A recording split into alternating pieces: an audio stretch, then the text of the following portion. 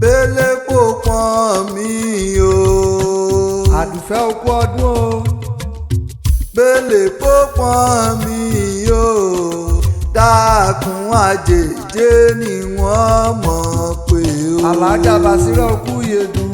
bẹ́lẹ̀ kò pọ́n mi o. bẹ́lẹ̀ kò pọ́n mi o.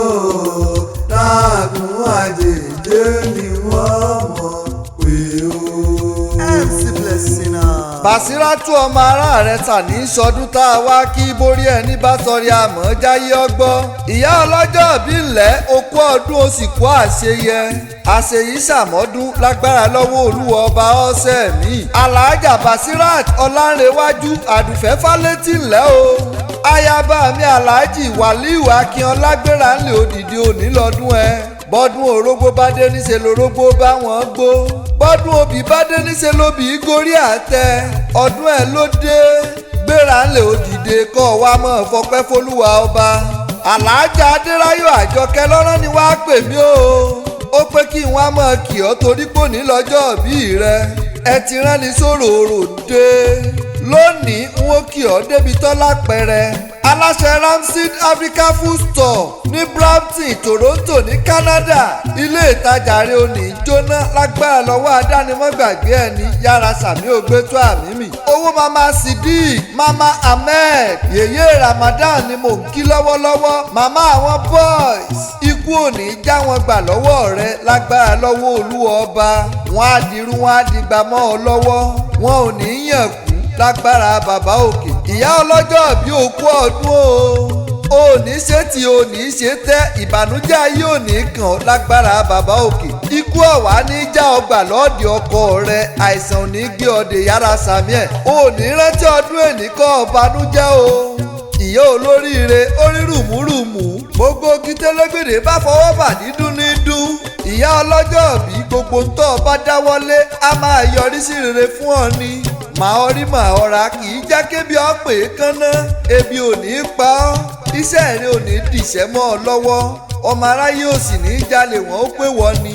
alhaja Basirat àdùfẹ́ nìṣó lè yín wà yìí máa gbọ́ bí wọ́n ti kí bàbá rẹ̀ gan.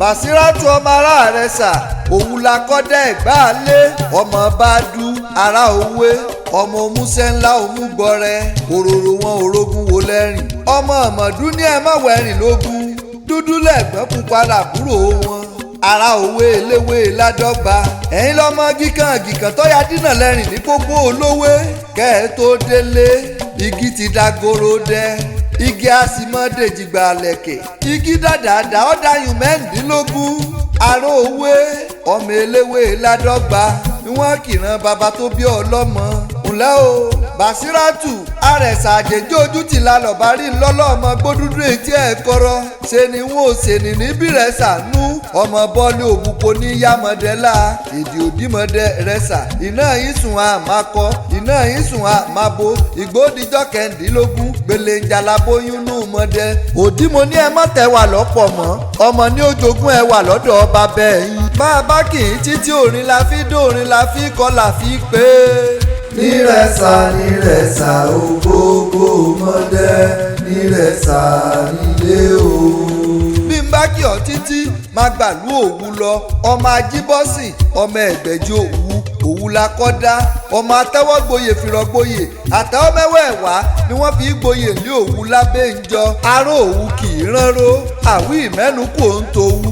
ǹlẹ́ o jẹ́ ń súré tètè kí n kì ọ́ gbálé olólùfẹ́ rẹ lọ ìjàyè lẹ́gbàá aláké ìjàyè kún mi àjàdí ìgbò kún mi tí kún mọ́ lóorun ààrẹ ń pè ọ́ òun dífá fífá bá fọre táàrí ọ̀bá fọre ń kọ́ ààrẹ rákìtàn ọgbádìẹ bọ̀ wálé kojí kò gbé bẹ́ẹ̀ ní kọ̀rá àgbákò ládìẹ ṣe aládìẹ ń lọgun ààrẹ ń lọ ta bàrẹ́ bá fúnni ládìẹ sì lójúmọ́ àfìgbòdìdì ẹran lọ́wọ́ ẹ ní inú ilé ọkọ tó fẹ́ ọ láya wọ́ ọlọ́jọ́ bí n bá ní wọ́n kí ọ̀hún òwúlẹ̀ sọ ọ́ lẹ́nu ni Èdùmàrè òní jẹ́ ọ̀fọ́dún èyí sòpin orógbó ajẹ́ kó o gbó kọ́ ọ tọ́kọ́ ọpẹ́ kánrin kése ọ̀tẹlẹ̀ yìí pẹ́ òní tẹ́jú lẹ̀ mọ́lẹ̀ bọ́ ọ bá ń gbọ́ Alhaja Adéráyọ̀ Àjọkẹ́ òun ló pé ọsọdún èyí náà orí ajẹ́ kó o ṣe púpọ̀ lókè pẹ́ẹ́.